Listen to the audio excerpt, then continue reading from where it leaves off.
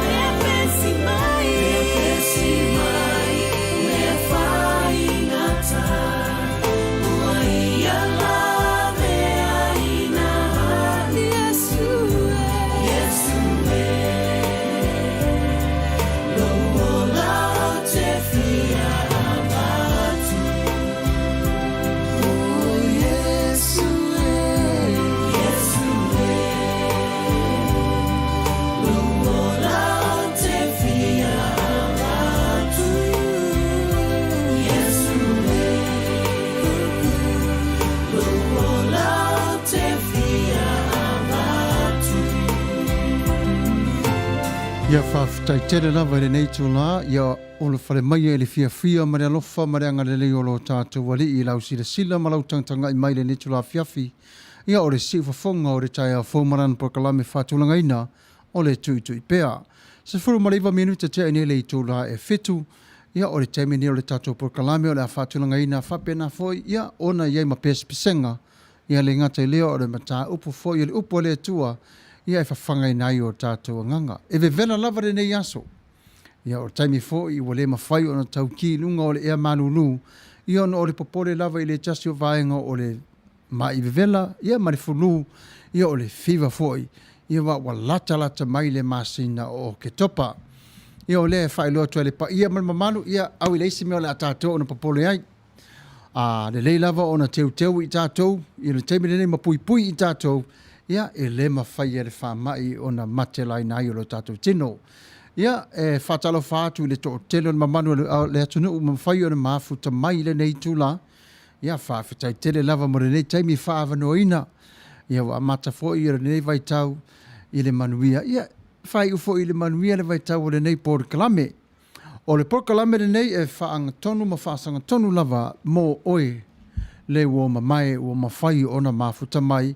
Ma oe fo i i o mai i le taimi ona o whiau ma ngā luanga.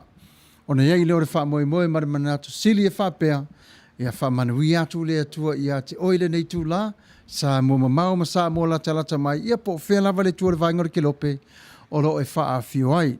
O le vi inga i le atua, ia whawhitai lava, au le taimi le nei, ia o le a tātai na atu o le pese le tasi, ia e whaafelo e tuai lo o tō pa ia maro o tō mamanu, tupu mai o le tunu i alo ma whanau o Samoa, o mawhai o na mafuta mai, usi mai o lau whaafonga.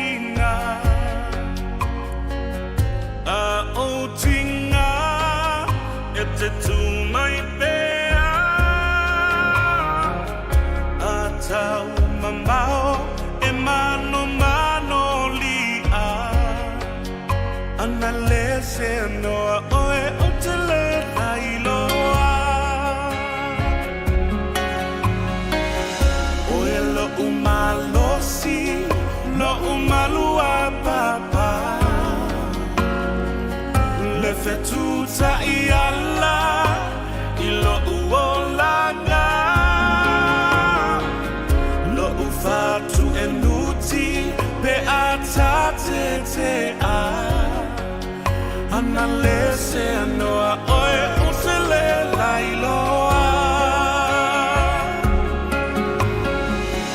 usele loa ina le matui tui tinga tinga le lo fa na te sai lua ina usele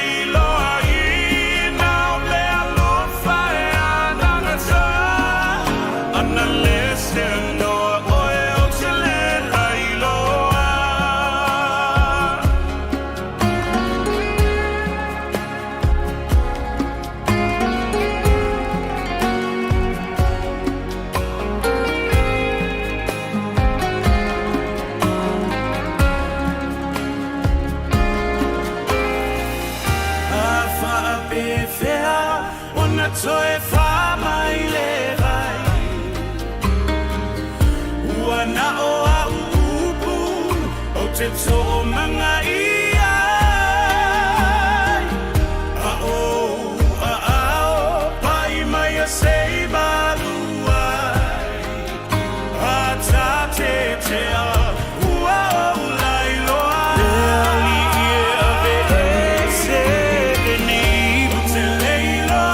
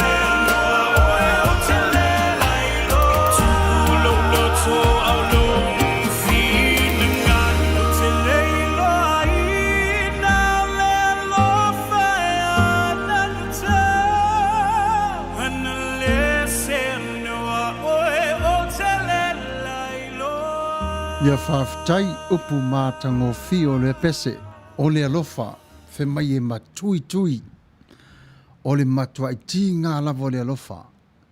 O a wingo le alofa e mawhai o na eiloa lava le tangatalo na i alofa.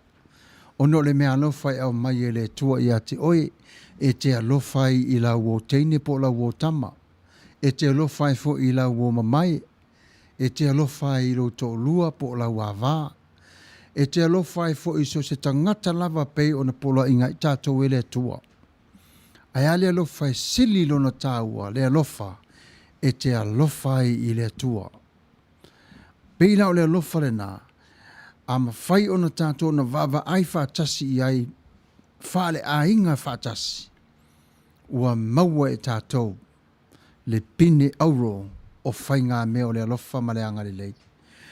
E matautia, le lofa, ai awa fo ia te tātou o na whata malai i le tua ingo le lofa. Awa tu ina mai lava i le tua ia te oe le lofa i te lofa i whao ngā i le tau. A lofa le lei i le lua te tua oi, a lofa lava i le tangata.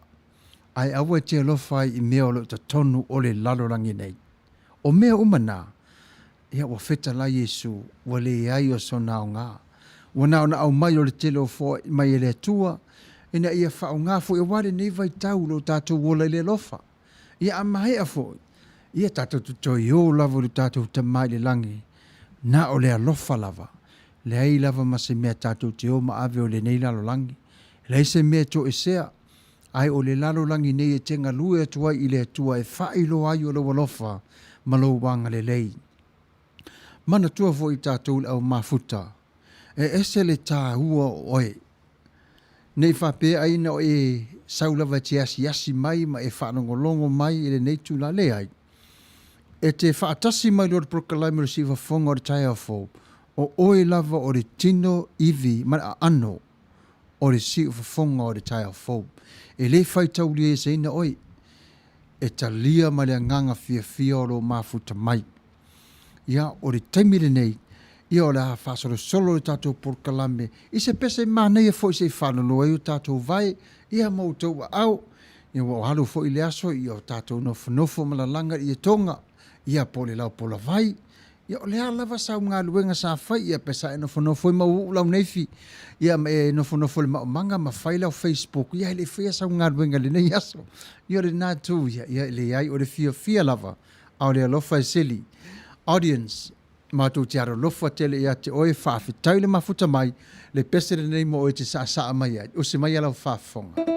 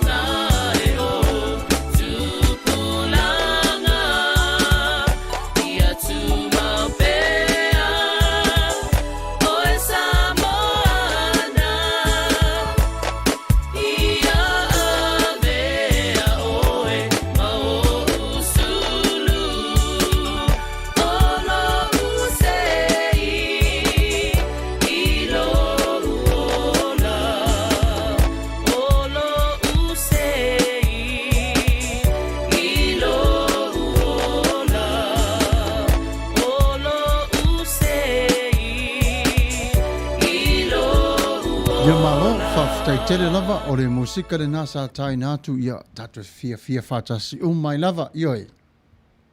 Po Samoa po nei Amerika ia tatu umalava. Ia e nei o le pese le nasa tai natu tatu te toi mafo fawai. Ia ngafo i mo tatu le siva. Ia le ngata ia mano lo wa vela fo i Amerika ia o nei a fo se kuka fatel taliaile o faingaluenga. Ia o le fo se fa amuli le tina po le mafine le fale. Ia au iaile au whainga luenga i le nei tu life. Au mga luenga, ia manuia fo le malanga. Iala, ia le ngata fo i lea. Ia manuia fo i fuafuanga tauru manga o lo to toe o le nei tu la fiafi. Ia ona o atu lea le tatou ase singa i mauta ngase. E mana tua i o tatou tua a, uso matua whawhine ma whanau. o lo lātou o ne iai le i puapua ngā ma whaarawe lawe o tino i le nei taimi. Ia le ngata fo i lea. Le COVID-19 furu ma le iwa ia ma le sawa ma le onga fo i le nei whaamai. Ia le toa tele o tangata wa a fia ai i le nei whaamai. Ai tātou te nofo te talo pe lava i le tua. Pau lava le nā tātou me alo fai sili atu o nā o ngā mo le nei taimi. O lo tātou te talo mo i lātou e tusa lava pe tātou te lei loa o lātou suafa. Ai si tia pe lava. Ono e sila fia lava e Yesu o lātou suafa. Ai tātou nofo te talo mana tua i lātou. Ia o alava mai mwhaingata. Ia tātou te si tia pe lava lātou i le li. O le li lava le whaai unga o le li foi o lo iei le wha malo longa. Ia o ia lava o lo iei le ki ma le tala o le nei wha mai. Ia po o lava tua inga wha mai ese o lo a fiai to tele o tangata. Ia whapena foi i nei tina o lo maua i lātou i mai tanga whaingata. Ia whaatasi atu le atua ma outou, mātou te nofo te talo fo i ma outou. Ia o le alawa se tasu whamai pe apeo na tau atu le taimi ua sola. Ia tātou te nofo whaatasi pe lava i le talo. Mana tua o tō talo sanga ia so umalava o le nei tu la. Ia o se mai ala o tō whaafonga. Ia le pesare nei ua sauni atu a vea lea. Ia ma se vai whaamalu. Ia ile nei vai taimi mo outou umalava. Lea le ia fia mai, usi mai ala au tō whaafonga.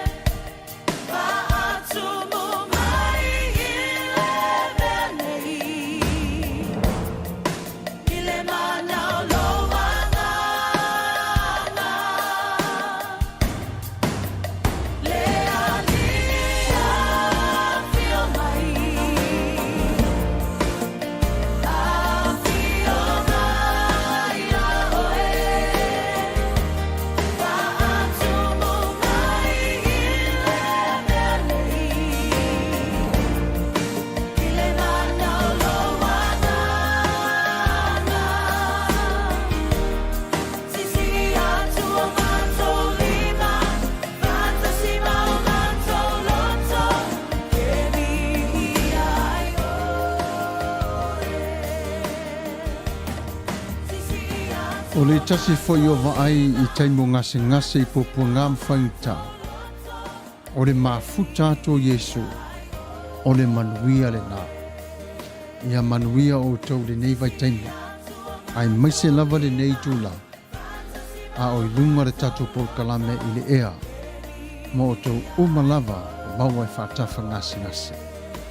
Ia o le temere nei, ia usi mai ala tō whaafonga a whaila o oi o loo whaamana tuina le se lau o tau sanga I le nei aso. Ia po le se lau mare fitu. Ia po le tasi o se kone, po o alava ia whainu mera wa iei le soifuanga. Ia wana anu mera lava e whaelo ai oi tonu o le nei lau le ele, o le ola o lo e soifuai. Aivi ia pe lava le tua ilo na alofa mareanga le lei. E le tele o tausanga maso. Ua foa I atu I ati oi tausiai o lo soifua. Le mua pe lava le vi inga I le tua re tama. Awa wa ia whai o mele lei sili o malava mo o tau. Ia momoli atu e fo ia lofa iso o se tasi lava le netu la o fea lava. Ngele na ori sa moa a fa pea fo i o iaio sa uo. Olo e si la fia o wha manatuina neilo na so whanau, ia, wha manuia atu la so whanau. Ia, to all of you to celebrate your birthday today, ia, may the Lord bless you all and brings more greetings and love and kindness and add more days into your lives.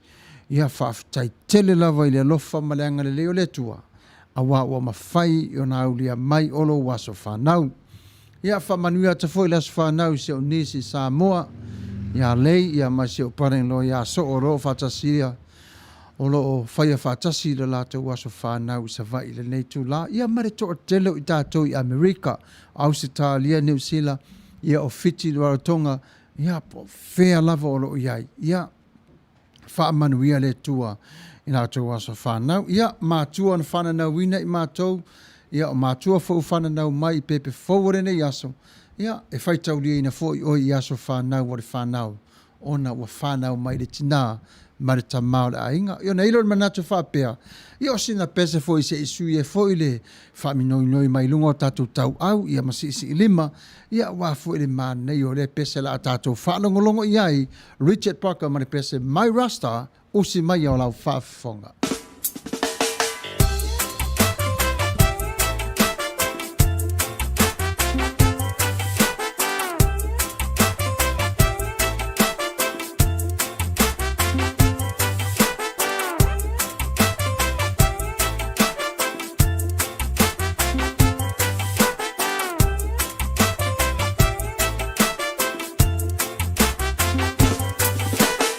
I'm so young and you're so old.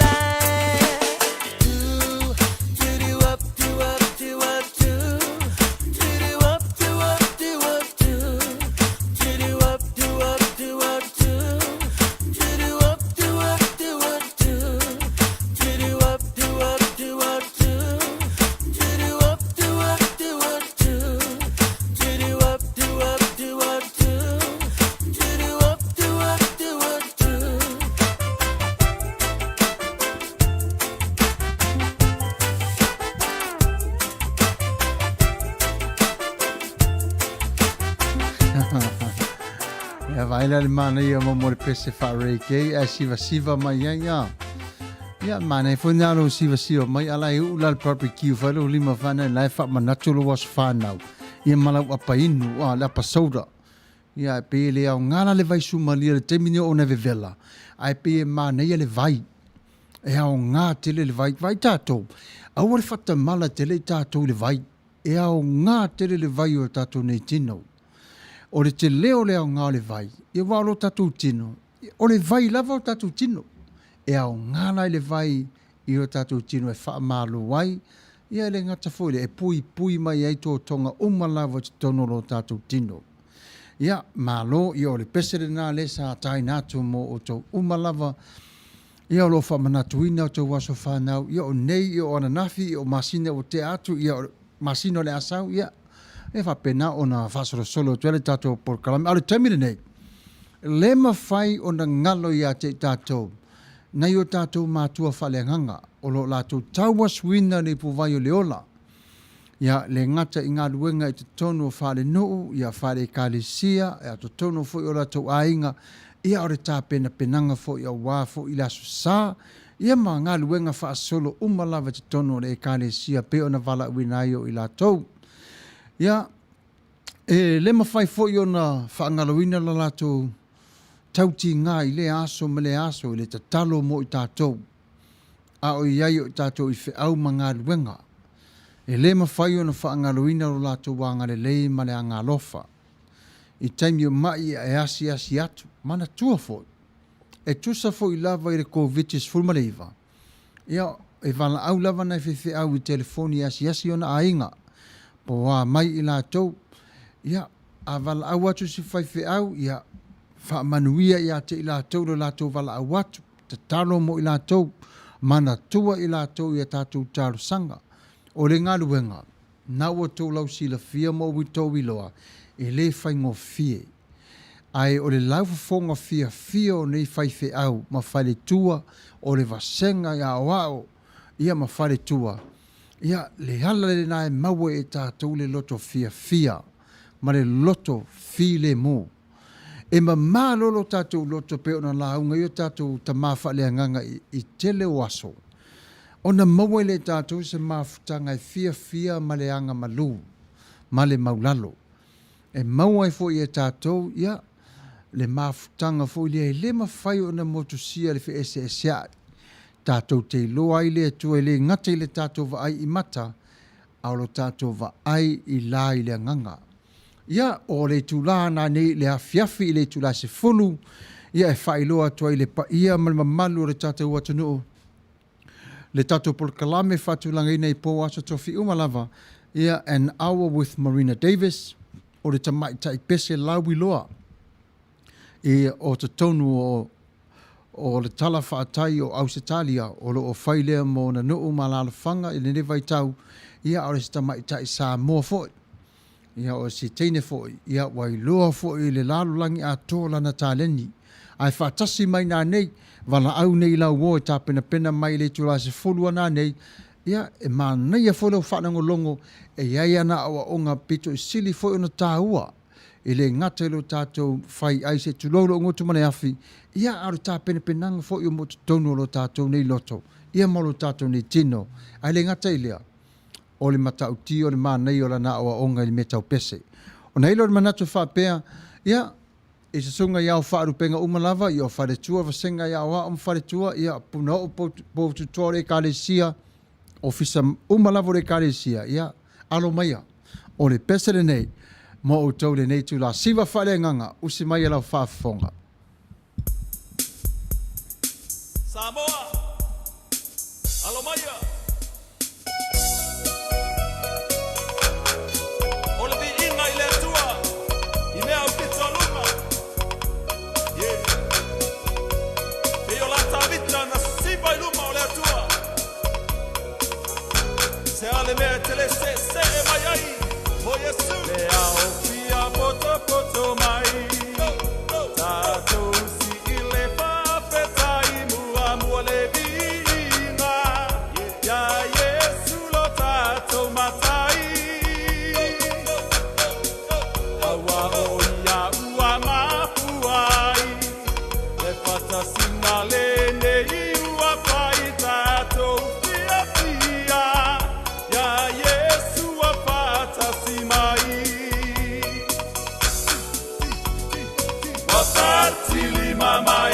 Ese maila usiba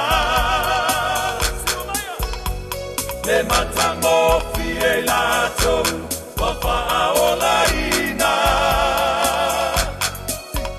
wasuia nei ole olana uasiba nei faale anganga wa ofia fia Yesu ilana fa aolatana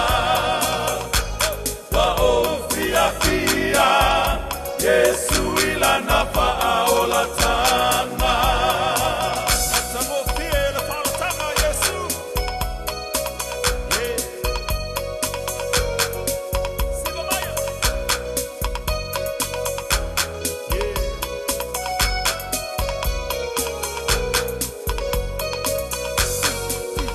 Natato tu Manuia Peyo la Paulo ya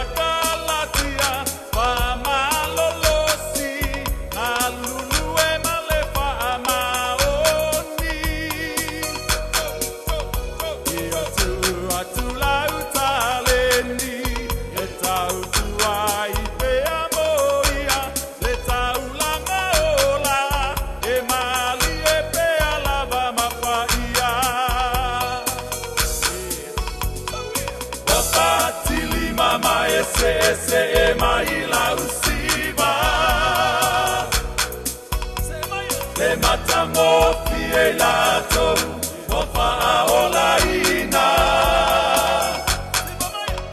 wasuia nei ole olanga uasiba nei faale anganga wa ofia fia Yesu ilana faaolatana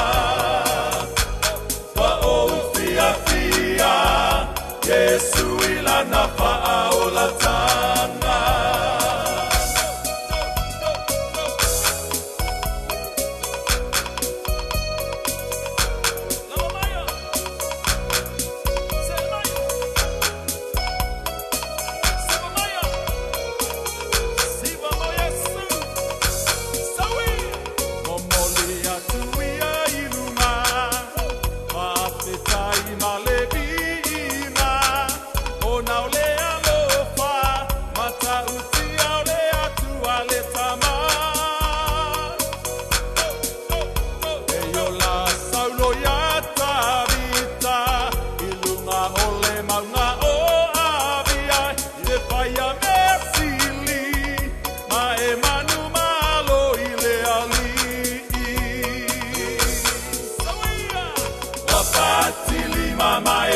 Ese maila usiba le matango fielato wafa aolaina wasuia nei ole olanga uasiba nei faale anganga wa ofia fia Yesu ilana faaolatana Mama ese maila usiba le matango fielato wafa aolaina wasuia nei ole olanga uasiba nei faale anganga wa ofia fia Yesu ilana faaolatana Fia Yesu ilana faaolatana wa ofia fia Yesu ilana faaolatana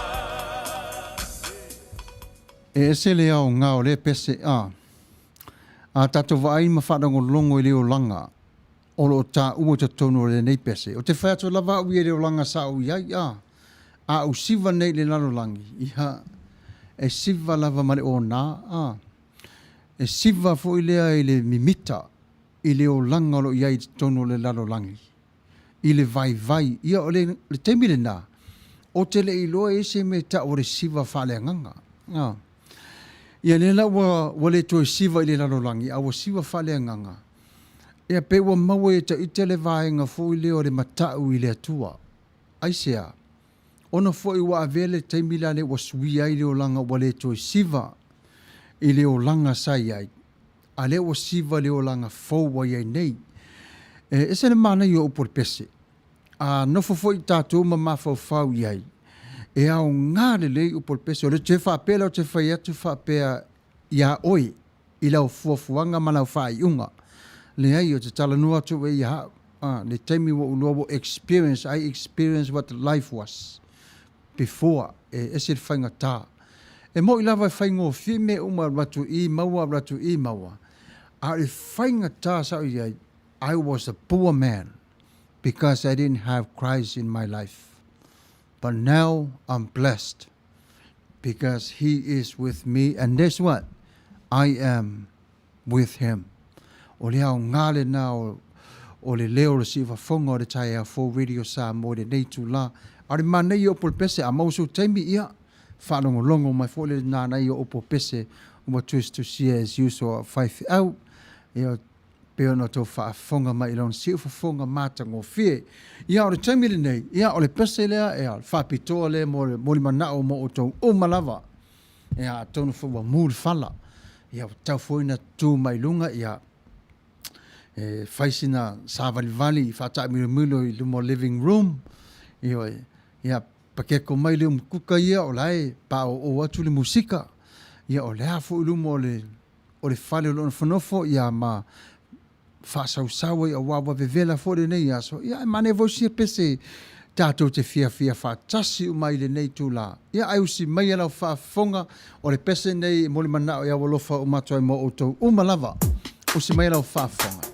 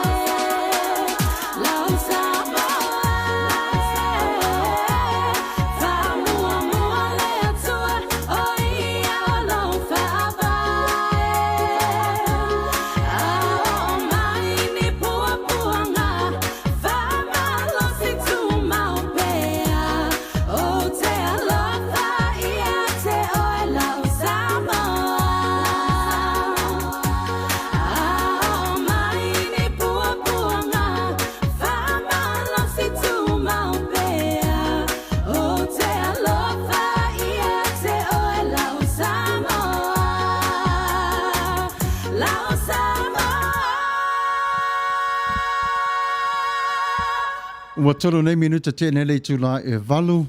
Ia o le sifa fonga mātango fie ma le mana ia le nao le tamaita ia suafa ia Marina Davis. O ia o le awhata si mai i le tula se fulu i le pō nei. Ia i le tula se fulu. E whawa winai le pokalame an hour with Marina Davis tonight at 10 o'clock. So I just want to remind you that let your friends know to join in tonight and to listen what she has to say about things that is involving our lives today. And I think it's going to help you and help me as well. Ia o le taimire nei, ia o le tatu pokalame nei, ia e wha umale i le tula e iwa i le ponei. Ona tā pena i lea mo le tula e se funu, mo le si pokalame whātulanga ina. Ia to e tasi le tula lo te toi o le tatu taimi, ia ai sao nuni mai le tula se fulu. Ia e whaua winai le pokalame an hour with Marina Davis. Pe ona whaalawi loa atu le mamanu le atunu o mawhai o na mafuta male nei tula. Ia wha whelua ia tofo ia tapunu tawang anga vale talo whalava. Ia malo lava i lau sunga le whata si mai lau tō wha. Ia malo tala peili. Ia whaftai tele lava. Ia numi langai au lai. Ia whaftai lava le mafuta mai. Ia le lofa maranga leo le tua. Ia o tō Manuia. Ia o le taimile nei. Ia, wo o mai o tātou whāsala launga i le tūpā lea o le mālo, o le vaenga, o le military. O lo iai alo ma whānau o Samoa, o lo o ngārulu e ai. Ai le ngata foi lea o āinga o Samoa, o lo o ngārulu e ai. Ia, e mana tū ai o tau umalawa i le ne taimi whawhitai lava i la o tau ngāruenga whitā. Whawhitai lava i le loto mālosi. I le puipuina o i mātou le nei atu no ia male toa tele o tangata umalawa tono le nei malo telo Amerika. E le ngata lea ia o malo i fafo. E whaftai ai lo tautua. Ia whaftai lea mana ia o le mātou nei nofana fuatu. Ia o lea e wha maloa tuai i la o tō whaiva. Ia wha manuia lea tua i la o tau ngā ruenga whita pe ona tā ua i le taimi o sola.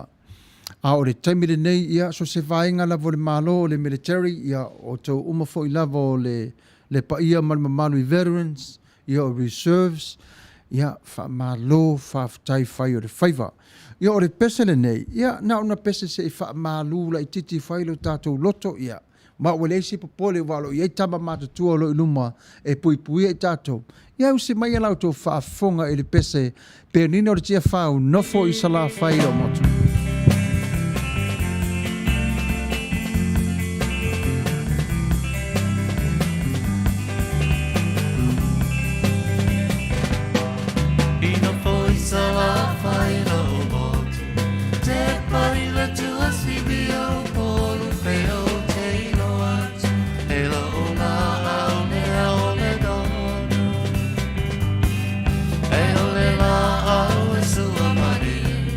Hey,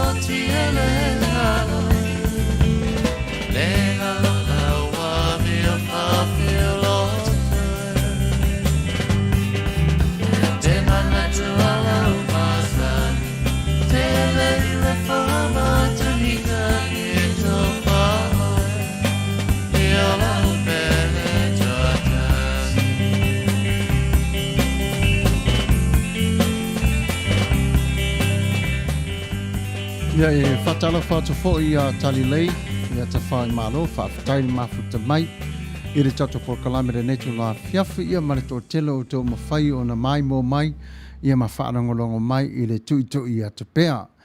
Ia e whamanato tu pē lava le tu la e iwa, ia o le teimina e whaamuta mai le tato por kalamere netu la fiafi, o na tā pena le mo le tu la e se fulu, ia an hour worth Marina Davis. Awa ne ngalo, ma futa mai, whatasi mai, a ye foi sau fisili ia e mawhai lewana e ko meni mai tono o le tato lau papa ia o na whaita wina foi le tamai tai o la foi sona ia manamala maanga o la foi sana tala e tu sai foi mori mana o mai e tu sai lau fisili ia o le neitu la ia ma lo lava ia tono foi wa tauno mai le to tele o i tatou mai fe au manga luenga o le neitu waso le upo le pesele sa tai na tu fe mai no foi sa la whailo motu ese le mana i o upole nei pese a. Ai a fatu le i mafau whaunga fo i e whapea. No fo i sala whai lo motu ia e te lola ia mato i o tangaua e pe a tele tupe avei o i tama ia a. Moare matua i tele e motua i la ta whaasolo i tama ia pe avala au mai te ite se tupe la fo atu. Ia na vai a whapena ai ma nei a lava pese tu mau pe a lava na upu e sere matango fie. Mo le tupulanga sa mo umalava ma tupulanga o le atunu. So se atunu lava. O le pokalamere nei mo o tau. Ia renga ta fo ilea mo i tātou le au mātua. E au ngā lea e toi whawhangu mai ai lo tātou wola whale nganga. Ia, te whawhangu mai fo ilo tātou wola i tino. Ia te whawhangu mai ilo tātou malosi. O a fo i tūpā o lo vai ai i tātou. Ia e whawhangu pe lava le upo le tua i le aso ma le aso. E a o pe lava le upo le tua. E feta lai pe lava le tua i se kone o maole nei o langa. O ne lofa le tua i a te oi. E matau tielo na lofa. A wai lema whauna tu ua oi e le tua wa na o oi lava. O no lana tautonga fe mai e whaatasi atu lava i a te oi. Po fe lava te iai. E iai lava le tua. Tu sa foi pe pong sao la ta ua va ai le tasio taimi. O lo iai pe lava le tua. Pe malama la ta ua pupula. O lo iai lava le tua. O le tua. E tu mau pe lava o lo na lofa malo na angalelei. Ia o le ala le na e whaale watu i te tatu au mafuta le nei tu la fiafi. Si fufunga o le tai a Full Radio Samoa. Le a lofa ma le angalelei mo o tau o malava. E le mawhai o na whaangalolo o tau angalelei. Ia o lo tau wanga lofa i le mafuta mai i le aso ma le aso e tu sai mo re tatou nei Port Kalame. Ia e maratua foti whawhitai i le tua se a wosa kapiteni o re kapiteni lungo whangota i Alaska. Ia se uso ia folasa langai. Ia tia whala, ia whawhitai vi ia le tua. Na ua e mapu mai i whale. Ia e whangatari ngā luenga uso. Io e lei loa pe te toi foi mai le fale po le ale tūlanga iai ona o Bering Sea lava ia malona ia manao. Ia, ala tala leia te uso. E manao le tua ia te oi. Ai le manao Bering Sea ia te oi. Ia ho upu lava na al whaingai me le taipi on tato whaatase i lungo le vasa. Ia, whaafutaiwa e whaatas mai. Ia o neilo le manatu whaapea. O le a wawai o tato foi i se pese maa neia foi. E whafo aile nei vai tau o le. Ia o le vevela. Ia wā te whai atu e valis fuma le lua. Ia merite o nei. Vevela tele ia mātou i California le nei aso. Ia ma le nei vai aso. Ia taro sia ia le vai aso fo. Ia o le nei tūla. Ia o si mai ala o tō whaafonga i le pese. Wa saunia mo o tō. Whemai. E hangi o le matangi.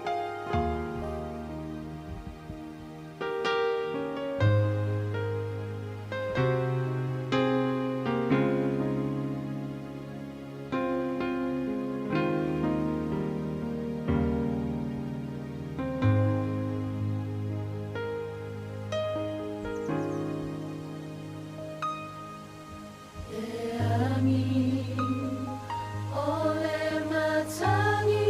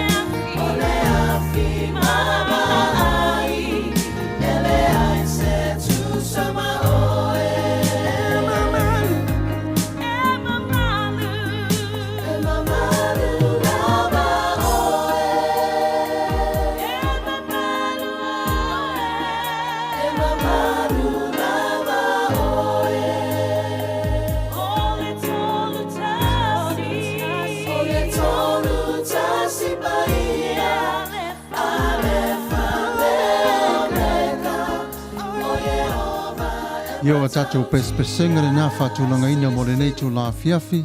Ia o rumana i le tū la iwa ngata mai o le tātou nei porkalame.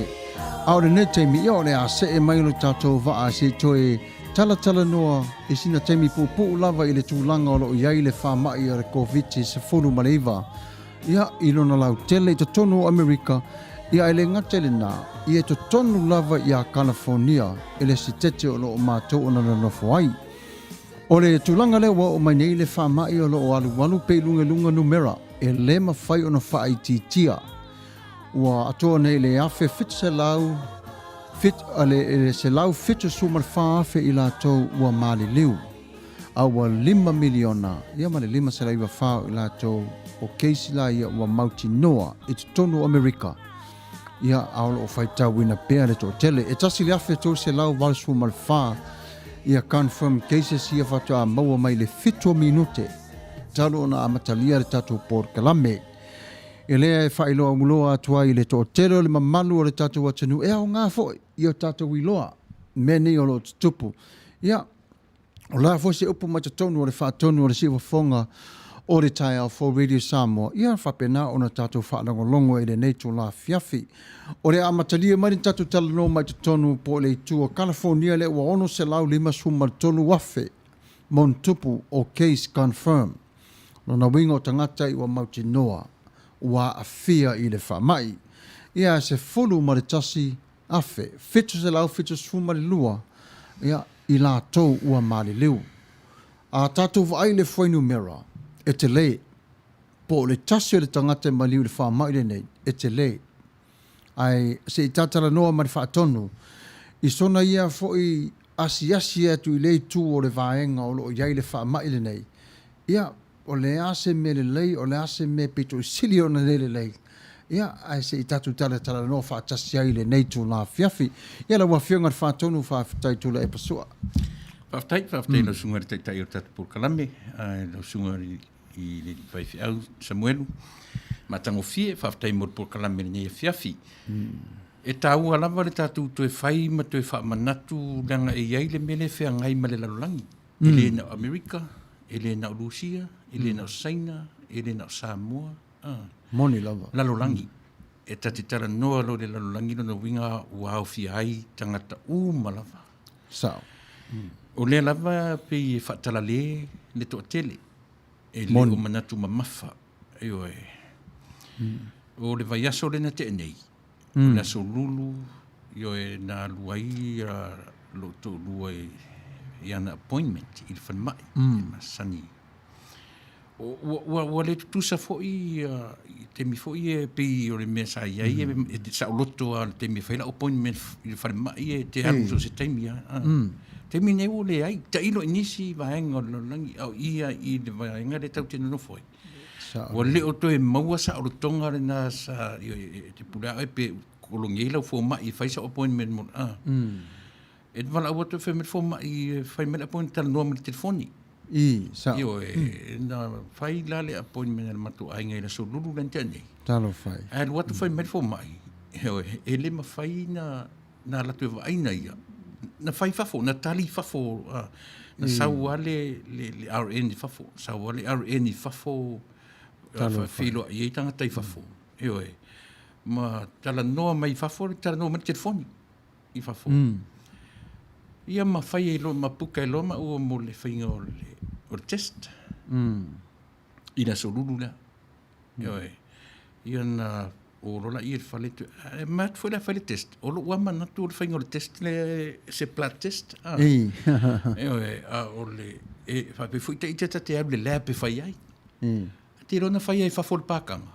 Io. Na ia le tama I fale iena I fa fo na o la tu fo la ia le tour mata vale le parking lot o fai il ma so ai ma mai famiglia ai ele fai e fai e tono ta vale o lo la le te la tu mo na tu el plat test le me fai ia ma sa uma me fo io Q tips pe io me villetering ia na mo mono lo le lo te puiso ta whalongo tu o nunga I tuiti o mai o tamata le mei ia na ele ngata lai na mo mono le mei tutonu ia e pi e toe e whaata vili fo le oka sole. Tinga ia Ia,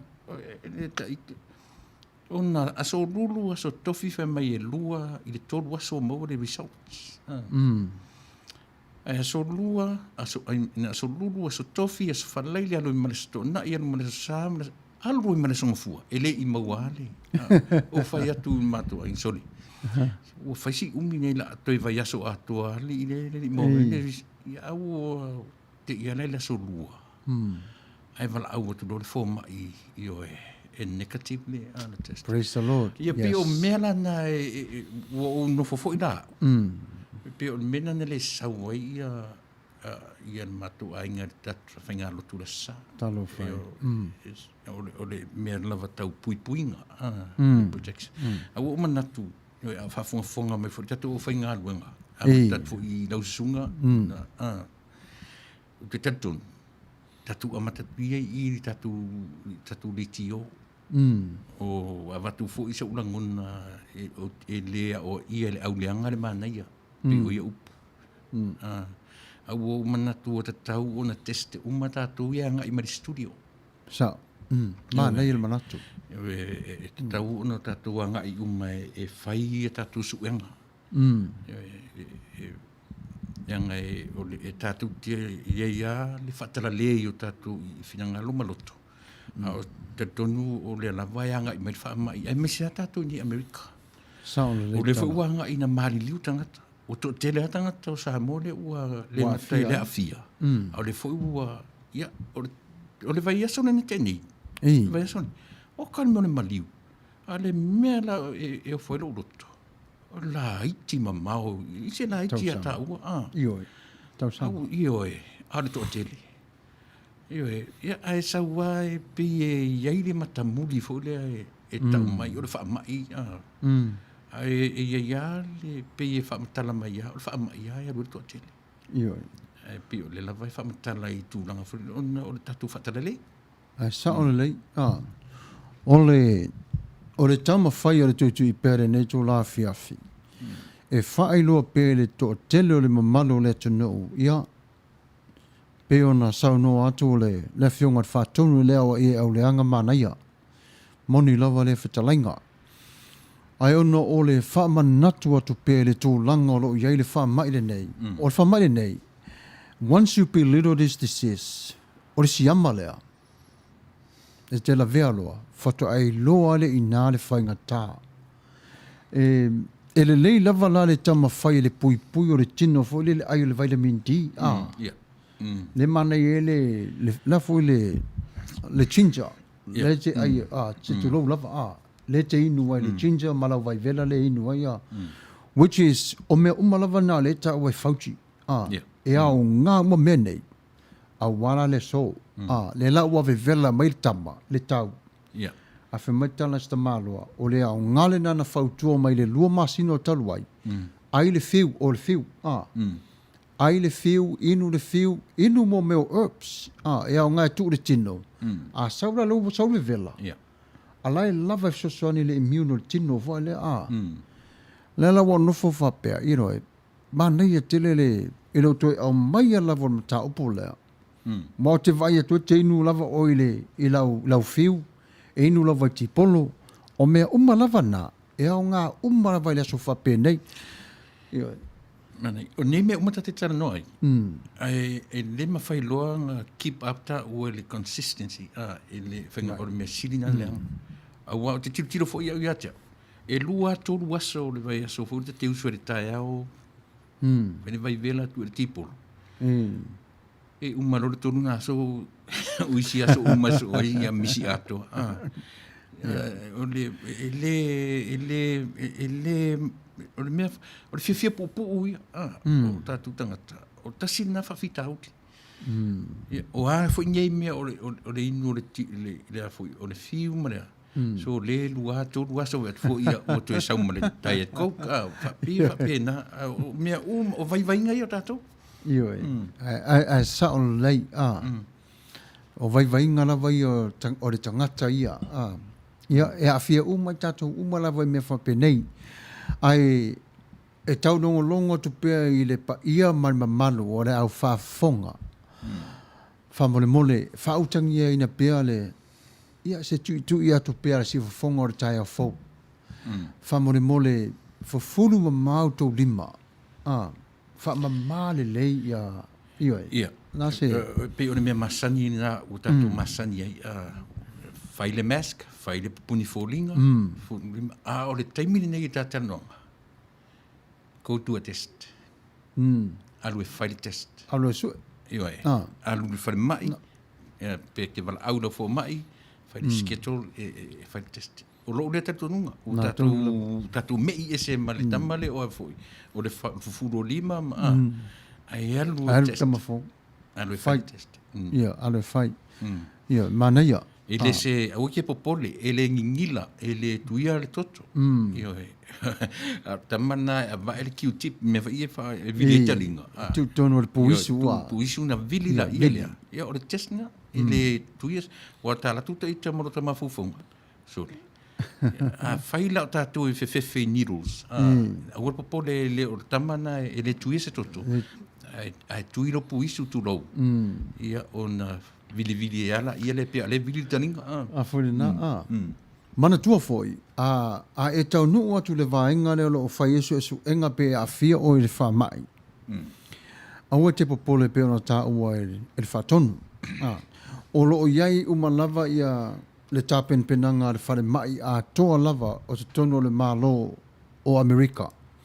E umalava ia ona wha o ngā tō tengilima ia ave ese, ia whapena ona tō e wha o ngā i se tō tengilima fōu wha le ia ua foi oi le teimo le sa i linga pe te mau e le wha mai ia po le alawa le tūlanga o lo iai le tino a le o te whai atu la le wha mai le nei e so e atu la nei whimai lau mānai a o le mana tua foi la pe o le mena le uta fia o mau le result e negative ai te lor me mali ko e testa tu foi la tai au e le possibility wa positive positive, yeah.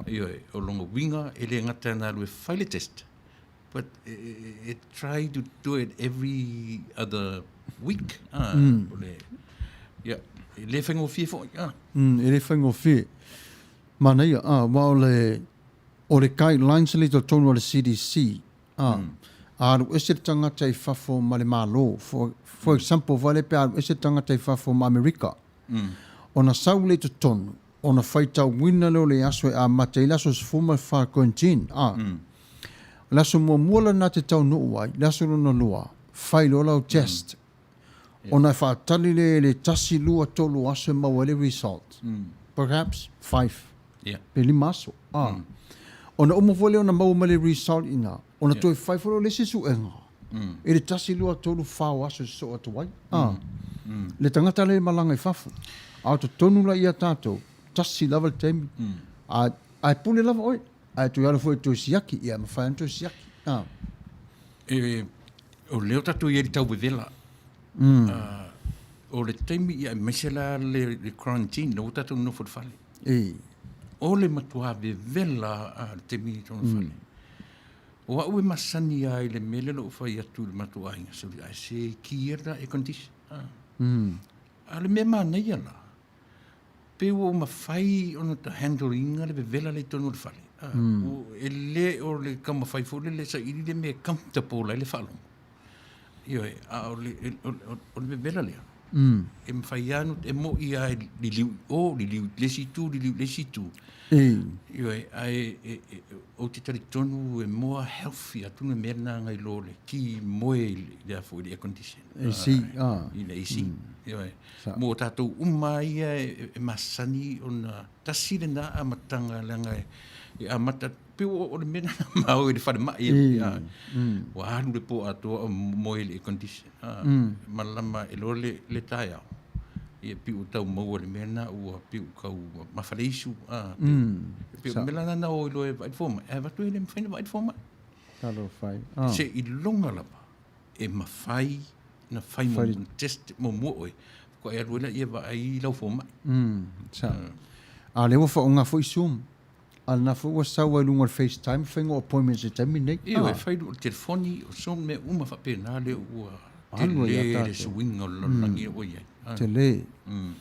O lesi nā vāenga e whatau waina te le ro tātou fo i no nofo ia tunu lava o lo tātou iai. Wa whaonga ina lava ia Zoom o FaceTime o Messenger. Yeah. Ia wa tala no ai. Fe mai fo i le whautuanga. Mane whautuanga tala peili. Vitamin C is good too. Yeah. Aonga lava. O me tati ia mo le vitamin C. Sasala Orange. tama whalele mori senga. Mori senga. O le tama. Se le mori sa moala. Wa le tama la le nāna e he a. Pe e tele. E mo i lava i malor pa o si mori sa moa. O le me Manuia, o le vai vela la vali tae au ma ti polo. Nā Le tonga tae lava. au. A le mea mana o mia tātou. O le aua le fiungo fie. O le fai pēa. E au ngā. Ia wai tasi lava le. Ia sa o foi. Tasi ere sa wale tama le au ngā tama le o fiu. I whape i o whaisi nau malolonga. Ia inu alau vai. Ia o le malolonga la le nai aru watu ai lava wa tasi le aso. Alu atu wa lua aso. Wa tolu ai o aso. Ia na o atu le tama whanele. Ia watu ale masine le to inu ala vai ti polo. Ai o le au ngā le tatu tala noa le mata upule nei. Ono lewa tu e sau ai tua le whautuanga peto e sili ona tā ua. Mo le lalo langi ai maise lava tatu i Amerika. Le masina le Oktopa. Ia tatou mataala ia Oktopa malona taunu mai. Le lasa whautua i nei le masina le nei peto e sili ona vevela. Wai to telo tanga tolo whatamala tama whaile o afu e whemai a manaia. Le ai afu. To e tu lesi vai se tu lou. I tono le tino. Replace alu watu lava le vai le tu masau fafo. Whawhitai. Ai hinu pele vai dehydrated. Awoni whatamala. Ma sweet off. Sui. Soro le afu. Ioe. Sui, ona e maua le mai. Ia. E lo le mai lea. Ai maua le mai. Fo le tamalpu e a fo i lea.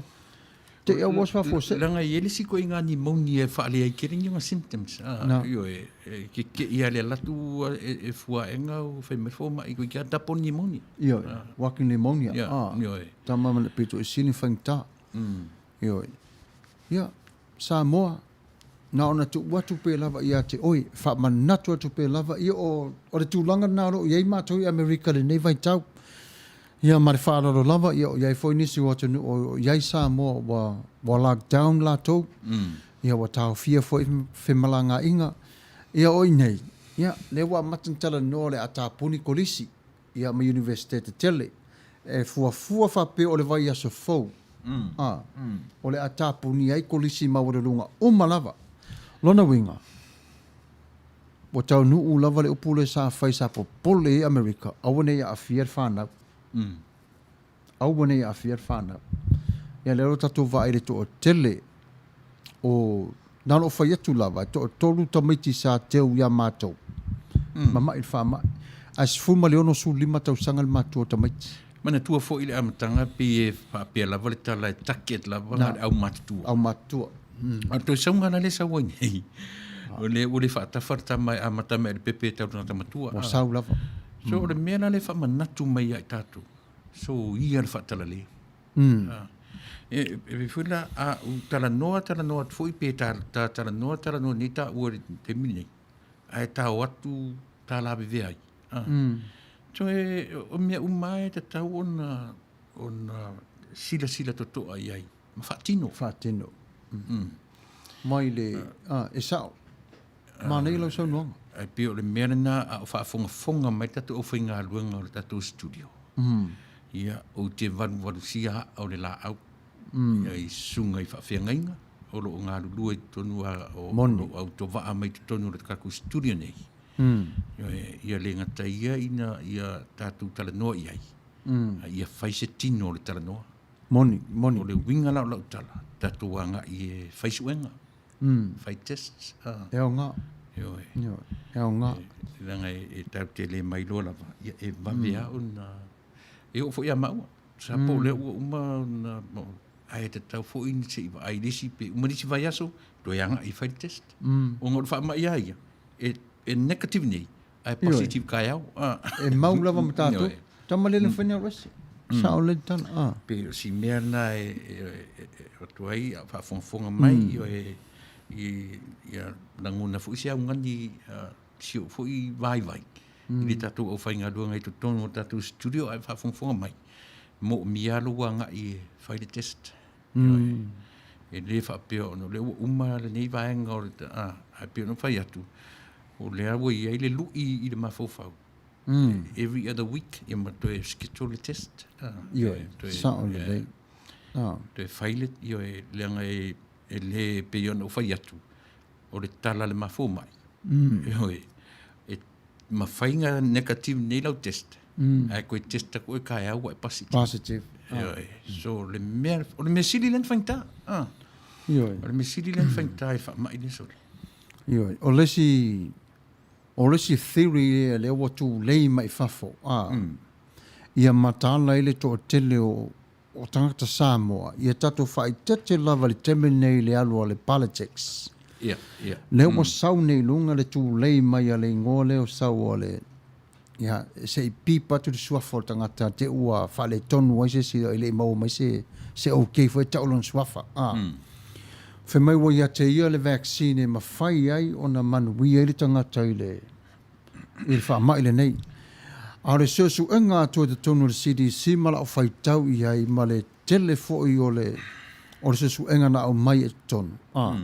O le tangata le nei, e le eiso na tusi wha maunia e practicing a ia medicine. A lewa au mai lana. A lewa au mai le tangata le whiwi la lea. O le tangata le, wai lofo tonu Amerika le tangata le nei. Ai o le mele lo ta ofi e le CDC te tonu ma le wha e tete tangata le warning le sau fafo. Wha e tete. E le I maua fo e le CDC se vaccine. E le I maua. A lewa sau le tangata le nei, whai mai, wai ia maua le vaccine. O le vaccine na whapea, ni volunteers. I o atu tangata se I tui e te tonu. Pe a se tūlanga e tipu mai te tonu o le whamai. O le angala lea o le mata upu lea. Ia wa lea sa wa whaasau na whaonga ina ia mea ola. E su e mo vai la au. Wa le upa sia na wa le tun whain whaonga I Amerika. Ia, a lela wa saulanga sunga le nei. Ia, fe mai wa maua ia whae tete le lei, ia le leilau whaalongo, le leilau wa ai, pui lau ainga. A wane I whālu tātou I le bad theory lea whapea mai lewa maua I lātou le me, ona a whatsa ola tala I lem whai. Leise tasina te maua le vaccine le temi le nei. Ua iei le vaccine. A le vaccine na ngā maua mai e te malo sa wai. E whina ngā loi le lau whamatala atua le vaccine. Na e ta ua neia. O le vaccine sa o le mea nei. Whae tete. O le talana le tui ina o sio matu aingi sa wai. Fofo ana le tamu. O a mea uma o le soifuanga ma le ola nei. Ia whaia mea uma ma le whae tete. Ia whaia mea uma ma le atamai. So ai a tātou na le atamai. E ma whai ai o no tātou io e whamanatu pia whanau lima. Whai lau mask. E whamanatu mai pia alu e whai lau test. O le nāla o le vaccine sa o alana o le tatunu iai. O le whae tete. Wai le ai lava se tasi e sau e pui oi. E peifo ina tu ina atu le tato por kalame le tonu wa ia so talo ai. E sau lava le tu la fono ia. Ia, ai nofo lava oi mao. Put the law into practice. We have to protect ourselves. Wai le mwhai lava. Nang whai mea tu la fono le se sau wapea empalese ma le tu la fono ia ai le whai awa e sala. Nau na tongi mai lava e tamai lunga ia. Fuafua le tau e whai tete pui le lei. Wa le whainga tau le wha mai le nei. O toi whai tau ato e pe ai se are mafuanga. Au tawhala I mama. A o la le tamai au tawha le fatu ma au tawha le mama. Whaingo fie lan ton fiti. Vaviveia. Nau na maua le fiva. Aile a fia aile tōtonga le fatu ma le mama. E ma whaila le fatu na manu mālo ai le tama lea. Wai watu ala toto I masui. Ai pe pe I rona le tama na ia mama. puni tia lo ele tama le mo tama I pu fo I tono le mamale la kelo kisene. Mala tono mo saufa. Te fōringa whapena mele o le asbestos. Na. Asbestos. E langa la o le asbestos e umia o nofo i le mama. A whekino tātou. Ioi. A o le kamala le sole. Nana maua umalo. Maua umalo. E sili atu le whainga tāo lea nei lo le kānesa. Se tu lau lava lo ngutu malafi. Amalia tu lava. E pe o le asbestos nga e afu e fu. Mafua i le cancer. Lung cancer. So pe le mena no learning a mea I tonu ngā nuenga. Ioi. Ma se o tolu suau. Ioi. Mai alu umma o tolu test lea. Ma ua telefuta tai maliliu so stangata I tonu refineries. Pe o le common disease la vale mea ia. O kamale o le lung cancer. Talo fai. Ai ta ua le yo e tatu tilo ia sa mo. Yo le to se fu to ta minute ia to e o la unta muli le e ele mea le te fifa so atu la sunga. Ja, la faina, ja. Mo Tuavao. Le ua fai ai la u fai unga la u decision making o mana mata no I lo to lua. Tuavao amataia o le me folele o lo le to fa nga ina le social media from 6 to 6. Not even a text. Yo a usau fu lai I fai por kalame. Pa wale o te mi telu o le fa o le kianga lue fa IT kato. Ja, mana ia. O le fa nga ina o la telefoni. O la commitment nga lela ave e fai ai la o nanga. O te fast ai, o te anapongi ai. O te leto e fa nga ina le social media from 6 in the morning to 6 in the evening. Te fa so fu ya o fa fonga me fu rito tele o tato. Se a mata I le na fu I tilo yai. Langa pe o I le ua tua I ele la langi te mine. O mele le social media. Tofu tama titi o tama tua. Ma le telefoni. Ia pe sau fa ia I le lotu. Po fere me sau fa I sole. Sau wa telefoni. Tilo vai. Ia e o fo lai au matua. Ua pe o le pe ale o lima whainga text me uma fa pe. So pe se me fo au mai lo ma fo fau. Mana le so sala. Ma le so fa really. Pe o aso na lua le la o ese mane. Mane social media io ma me uma tau telefoni. E o fo I a masani e fo la fa na o me fo le mo communication. Ja, a le talia la tu text. Pe po friends o le fa no mai. I das for really manasa. Nei lola ia le I'm going to do something new. Ja, ona lewa tala no mat fa tonu le mata opo le. Ja, Manuia. Sa o le ja. Ja, se o tua finile New Zealand ma se o so le New Zealand ma Australia. O le aso lua. Le aso na o le fasting a le whakasa. Ia. O te ele te mio e ngalo ia te o le aso ngā fua o le aso lua le nai lato. Ono o kolo atu lea. E leia ma se tali mai. Nofo le whape, ia. Po nā fusi mea wa tupu, No te elo o te whape, te iloa. Leia, i pea e, se toi siaki e kuale tālenga. E watu le tālenga, o sori. Kwa e se o le kāle, nā le sawai.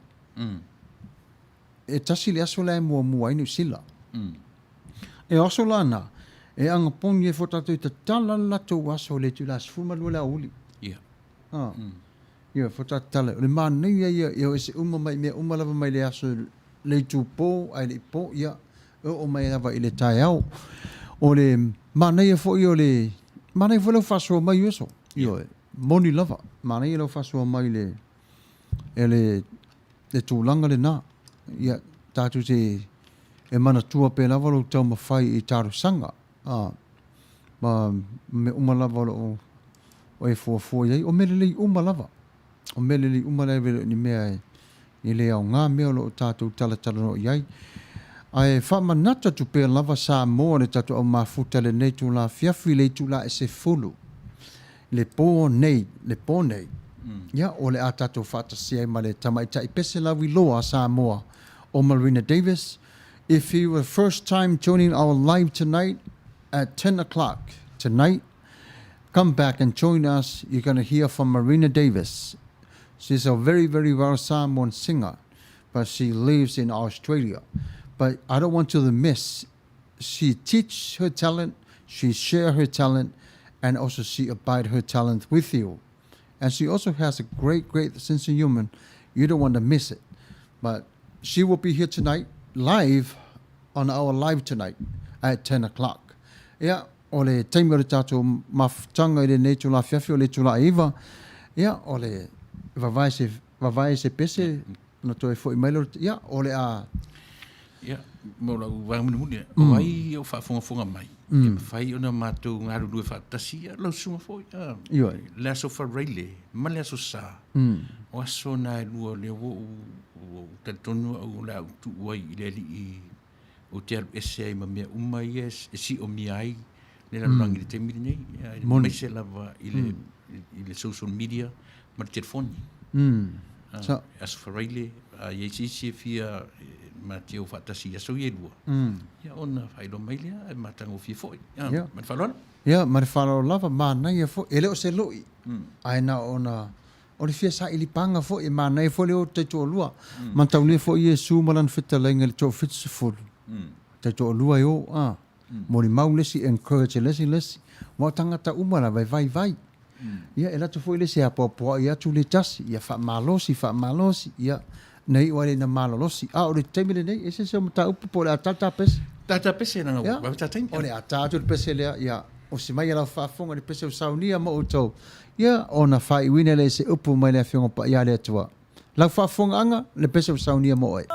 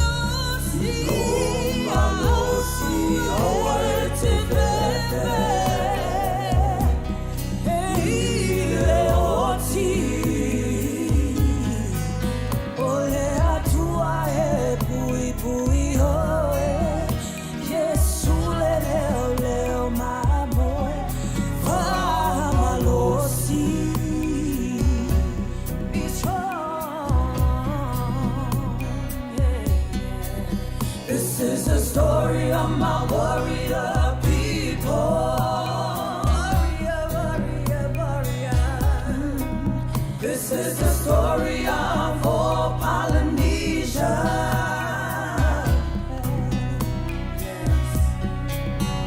Where the warriors ruled and reigned, born as warriors and died as kings.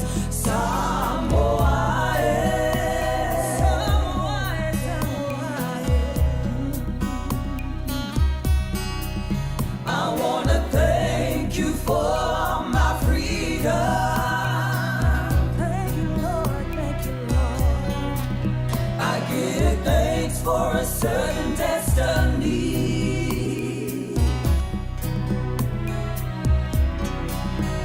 'Cause you fought and died for me. Show the world to live in peace. My Samoa, Tene Samoa, Oto Tamatoa.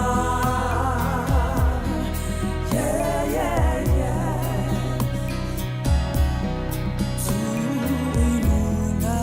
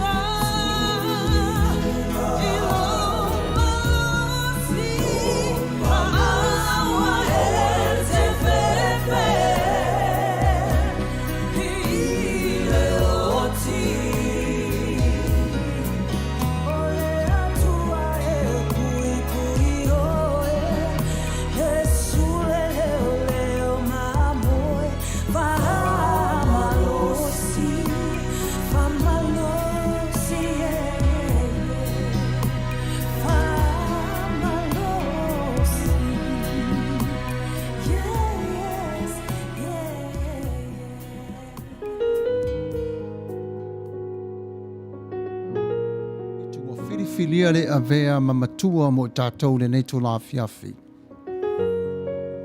O le matua e whapea, o le matau I le atua. The fear of the Lord. O na whai maile o le whai upe fitu whapea, o na whai tawina, o le matau I le alii, o le amatanga lea o le poto. Ai ino tangata vale lea I le poto, ma le ao awina. E ese le matango fie fo'i o le twistu singa a Solomona le tupu. Le ata mai ma le poto pito e sili ana tau ta ua ma lawi loa I te tonu o le lalolangi. Ua tātou iai nei I se vai tau mawalunga ma le sawa o le poto saralau. A iei fo'i manatu, ua sili lo tātou watama mai nai lo a unga matutua na mua atu I lātou I malae. Ai fōringa mai e le whata malai le tua I lana tau singa I a te oe maa. A wā ua si o mia o oe mau I tātou umalava I le telo le to mai ese. Ua le mawhai o na whaitau lia e lo tā ua tangata. Io e moni, ai mativa lava ia te ta ua le tō whamanino, I le vai o lo ta ua tupu ai I le olanga nei. Ai a e tanga I fo I le atua malona whina ngalo. E tele ngese lava lona to asa. Ai sawa pe tele vavave lava. O lona ngalo famo oema. Ioe o le poto. Se mea alofa e sili o na tāua. Whe mai e taita ina ai o lo tāua mawhauwhau, e whapoto ai o lo tāua nganga, i le whaalongo wa ai o ta ua mata. Ma le whawhanga i ro ta ua māwhauwhau. O le poto e malama lama le i mea o malava ua awa wai i ta ua. Mai i o ta ua mātua. Wha mai o le poto e a mata mai te tonu o le whale o. O na tu inatu le i whafo i le pai. O na whasavali le e tina o lana tama ma fia. I le sava linga te tonu o le nuu o Samoa. Ai ale manatu vai i le poto.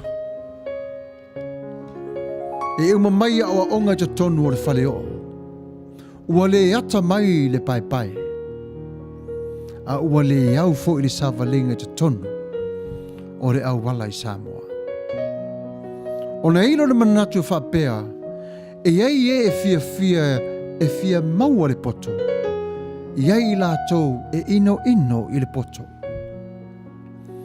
Le tasi le nei o vaenga o lo whamanatu mai e Solomona, le whainga tā o le tangata malana filifilinga, poto po le vale.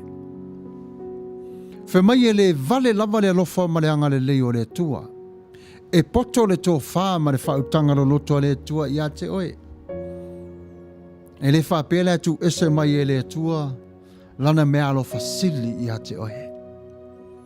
Whe mai e ka ngana pe lava le whata oto le tua i le aso ma le aso, ona oe o le tasi o whato la au, to tō i le lau ele le nei. Samoa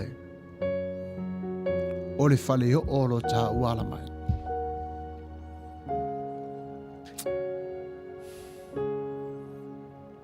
Pe tu tulu le whale o sao tā ua na a onga mai o tā ua mātua.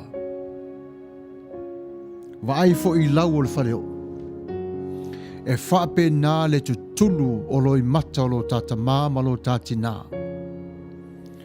Ina ia tā ua na poto i te tonu o le whale le awa inga. Mata mai le pai la tā ua nofa. Malau sa vale i te tonu o wala lo nu. O wanga umanei whe mai e to ulu mai lava i le lofa malanga le leo le mātua. So se matua lava. E a lofa lava lana tausi i lan tama. Au te tale tonu e leise matua. E le i tā pena i aso wha penei pei ona tā ua e Solomone le tusia whata oto. A wāwau ngā tupulanga i aso nei. Tupulanga Samoa. Tātou e te pataula i tasi lava i lo tāta māma lo tātina. Amu ia o e pe a whaapea na e poto mai te tonu o le whale o. Ona e nofo le fafo le pai o e ata mai. Ona e savali le no. Wa maua se aia o ngā sa tau ti ngā ia i o mātua. Awani whatamala i tā ua tupulanga sa mo i lo tā ola mai. E palapala mea ta te tao o toai. O lau ai foi, po lau tau mawha, e palapala. Ai o le poto ma le awa inga mai le mātua e alofa i ate oe. Pe malingi pele loi mata, pe masai saile ia i olu tamā, po le ofolu tina, mana tua le poto o lo awa o mai i ate oe. Whamai o i lātou na mua i malai, wa lātou maua le poto, ma le ata mai, wa ata mai ai lo lātou nofa fo i le poto i le māwhauwhanga. I le asi atu i le lātou te tua oi. Ai ore tale tonunga ia wha e peru e wha pea, na lātou mai tau wina le ngā solonga o le soifuanga, ma whawhisiling ia, whai totoa o malava lātou te ulu whale i ai. O ai lea whale, o ai lea whale, o ai lea whale. A o oe Samoa. So se whale o lava e te ulu whale i ai. Whe mai wa e iloa tau tala i launga ngana. Wa e iloa foi o na whaatu lau i le vāwhea loa e matangata. Whe mai le mita i o le mātua Samoa e vai atu i le tama ma le teine. e mamale loto i le poto. Wa ye lua o nava, ma matau atu ai i le atua. Fe mai o ina, e tu tolu ai o le tina, ai fia o le tama.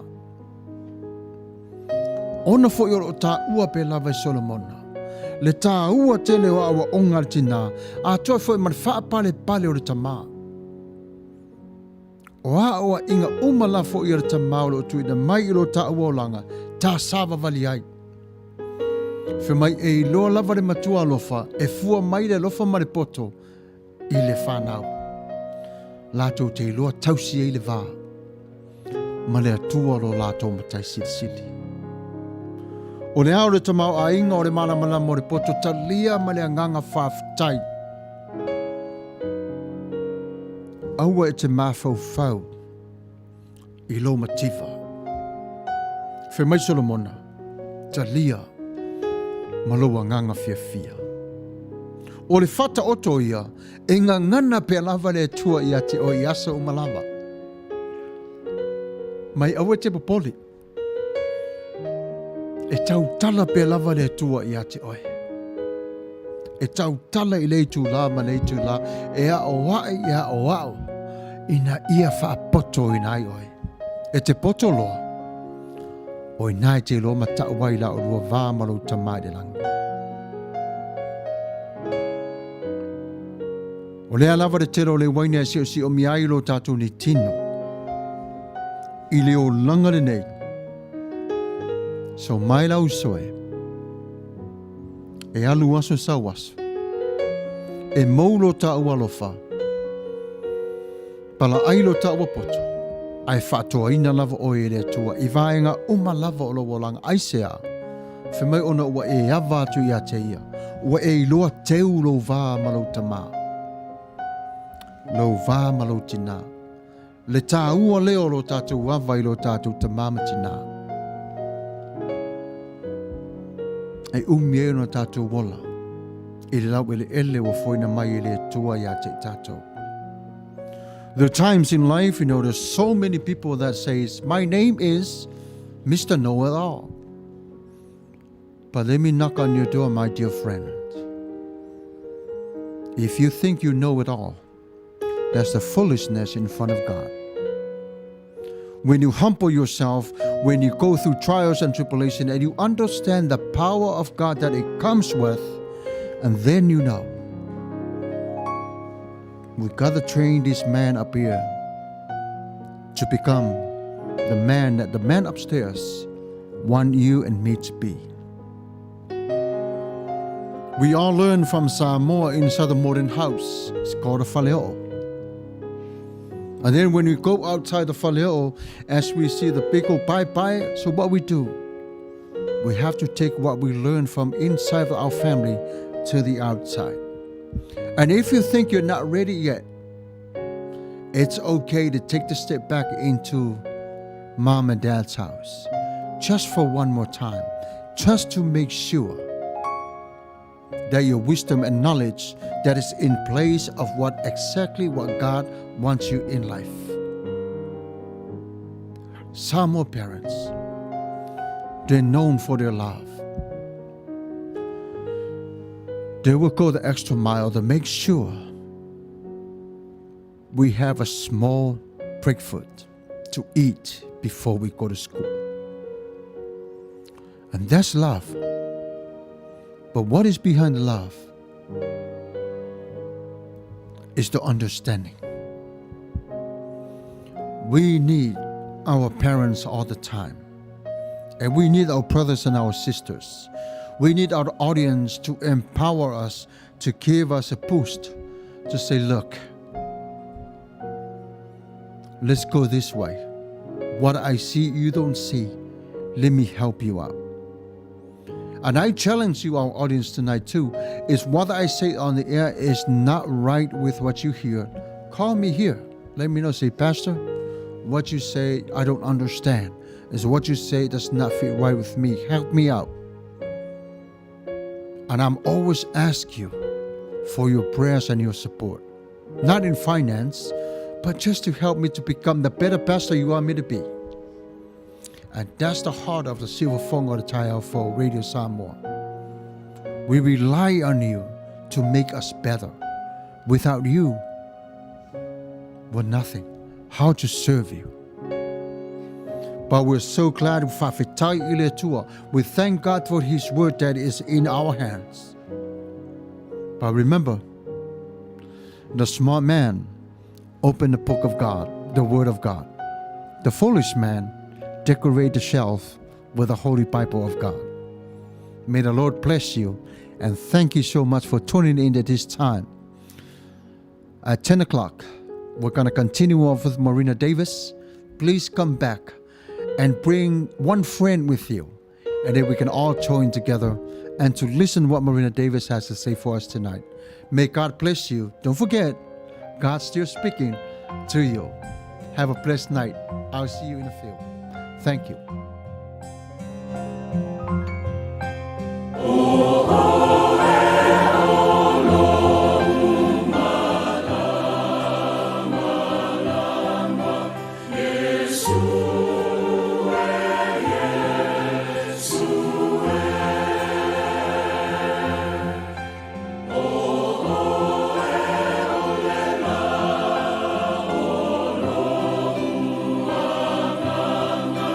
Yeah.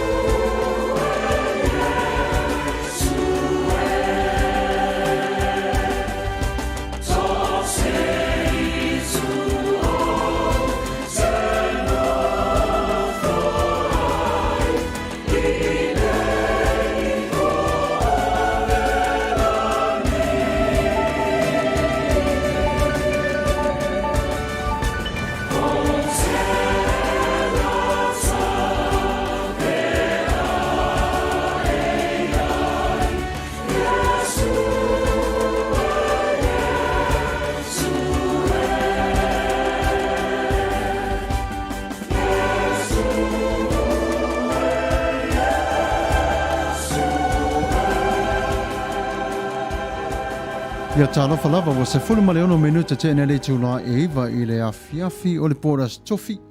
Ia o le temile nei o le a tu inato tato whaasala launga I tato tala mai I Samoa.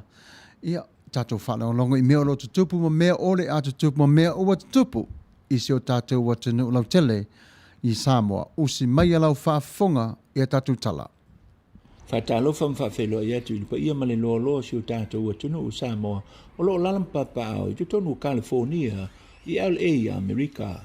Malo lava le tauatai malo fo le ono sai I tiu te mga luenga o whenga iai ia vi ia pele alofa maleanga le leo le tatou tapa au sili le langi Manuia mea uma I lona whaatasi mai le fo tatou au lia le Manuia le au liai ila stofi le nei o le aso lua se fulu o le nei maasina o au kuso ia alo mai o le nisi le nei o whaapoponga o nisi o tatou tala mai Samoa e tumu atu a tatou tala whaamaune mai le konsula o Samoa I tutonu o Ausitalia le tamaitai a hinari pe tana le maliwa I leo se alo o Samoa o loo a onga whaaskola sipi me le pone I Ausitalia le susunga ia ete wati junior ete wati whaalia e hinari e le mawhai on tu ina mai se whaamtalanga I le mafuanga o le maliu o le nei yalo le tunu o na loo whai pe Iesu isu enga a leo leo na ie ta ua foi o whaamtalanga patino I le nei mata upu e whaafiso o tai le matanga aluenga o le wa I whafo I Samoa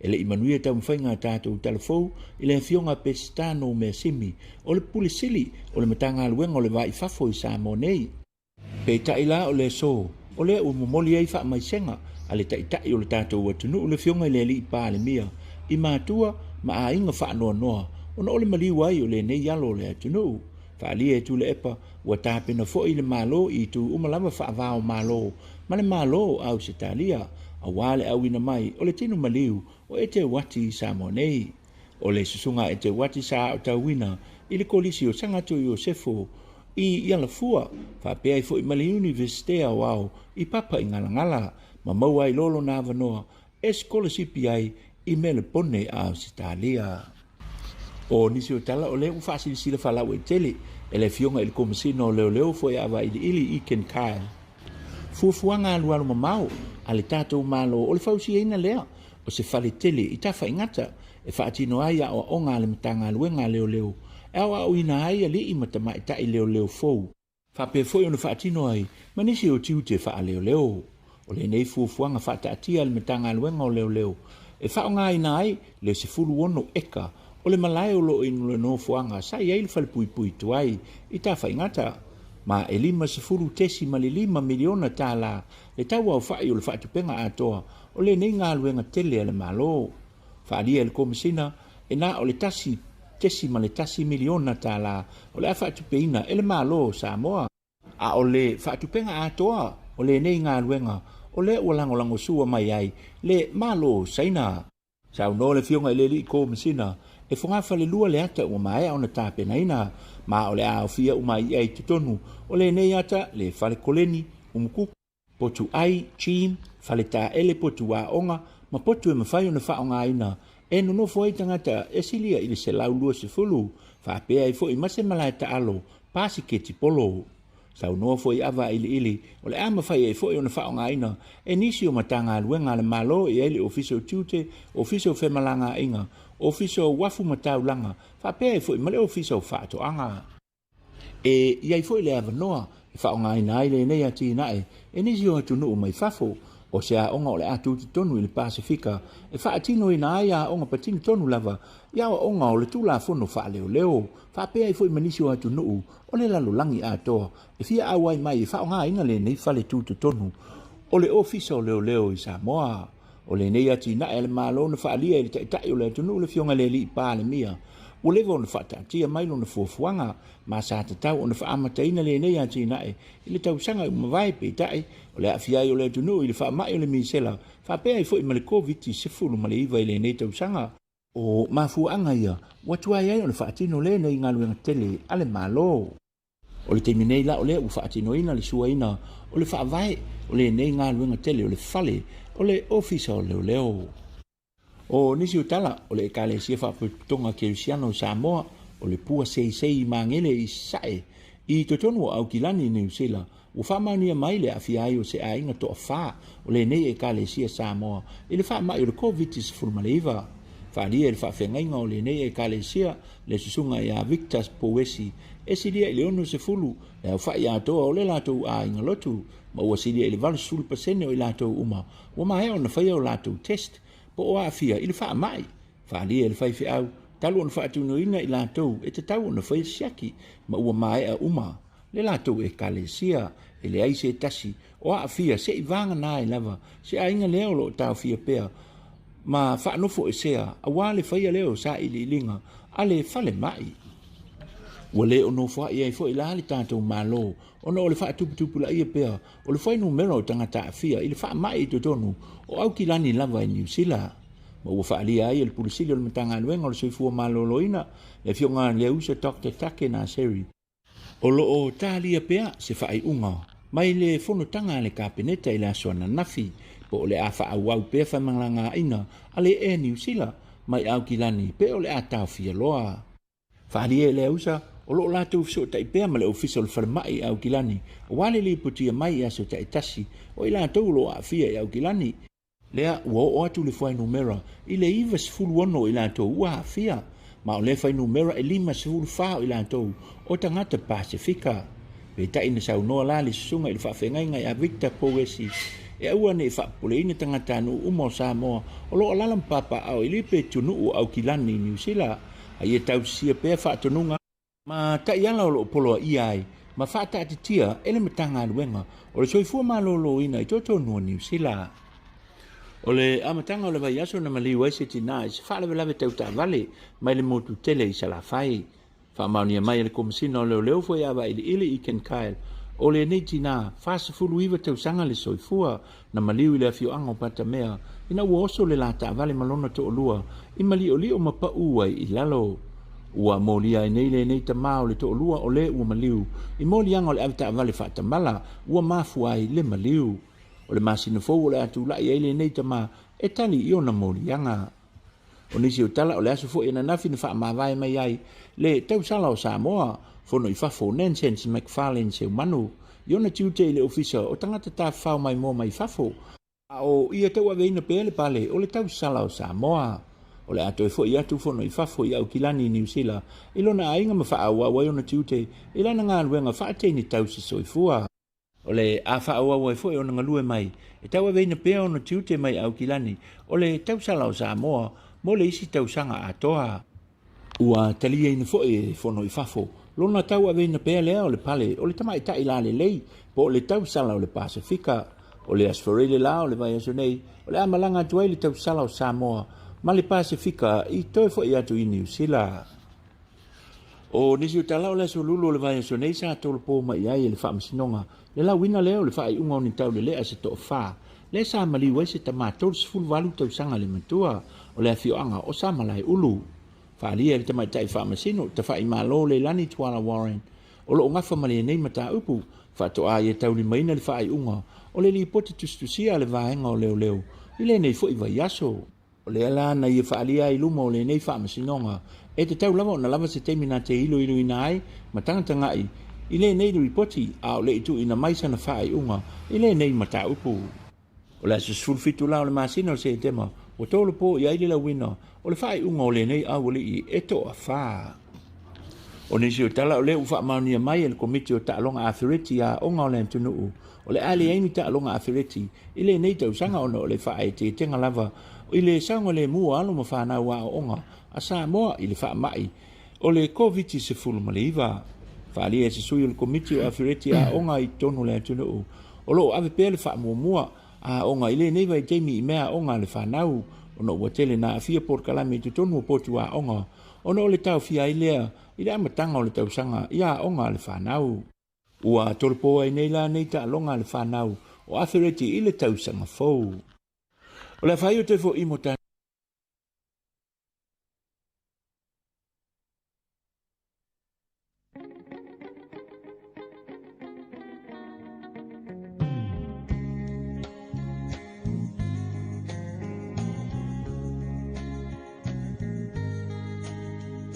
Samoa e matalasi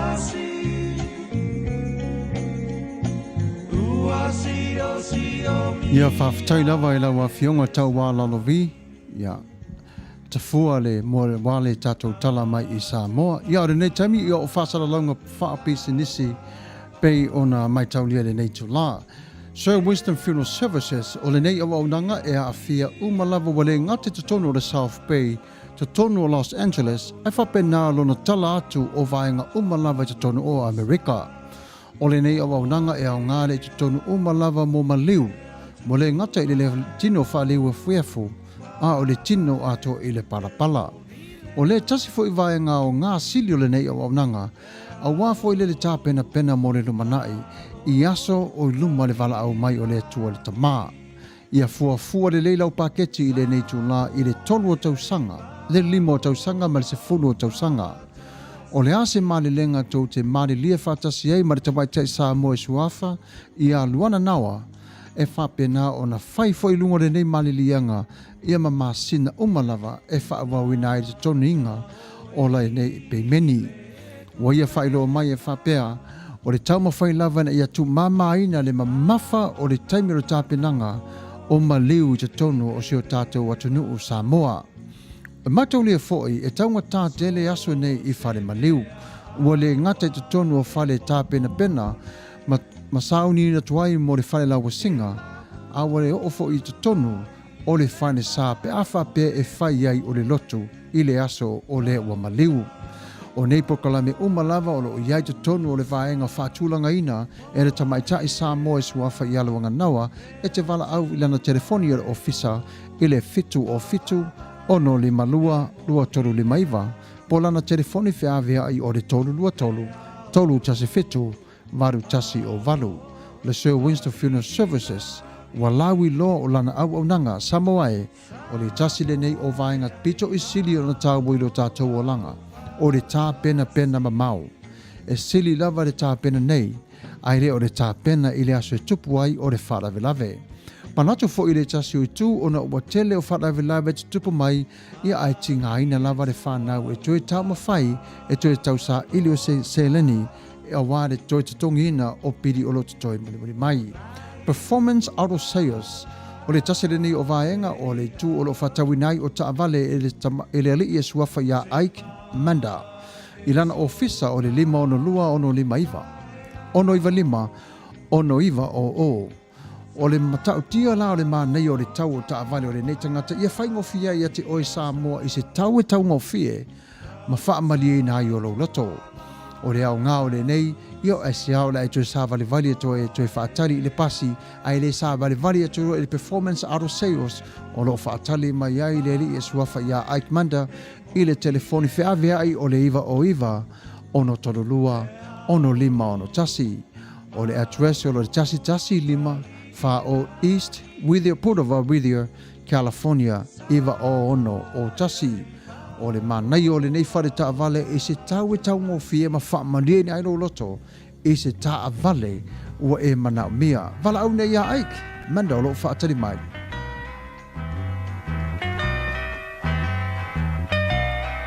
And it keeps right on the hurting since you're gone. Ooh, I cried myself. E au Rupios Junior Market I te tonu ore ai o Long Beach. O loo mawai ore tau mafa Samoa, tale mamoe, supo mamoe a paparusami. Ofu parusami, moa tunu masi usi upipi. Sapasui, sosisi, povi masima, talo mafai. E whamaria ino no loto pa e fi atu matala atu o a au. Ile El Rupios Junior Market I te tonu ore ai o Long Beach ile limalua tasi o Long Beach, California. Iwa o valu o lima. Telefoni 502 tasi iwa valu. Every minute of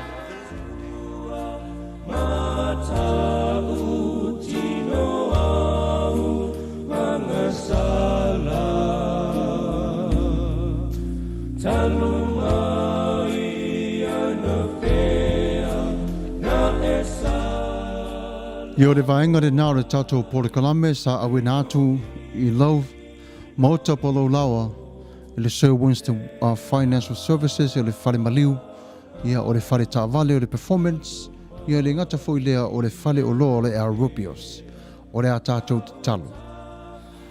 Le tualo mātou ta mapa ia. Wo o mai i mātou i le si ui o le mātou nei por kalame. Whawhitai i lo mafuta mai o lau upu, ia o walu watu mare mana o lau fio. O lau fio te whātaunu uina le ngā luenga, si fonga o le tai au fō. Manuia i la tau o mafuta mai le nei tu la. Le tu la o lo iluma, le li ie mafuta mai lau fio.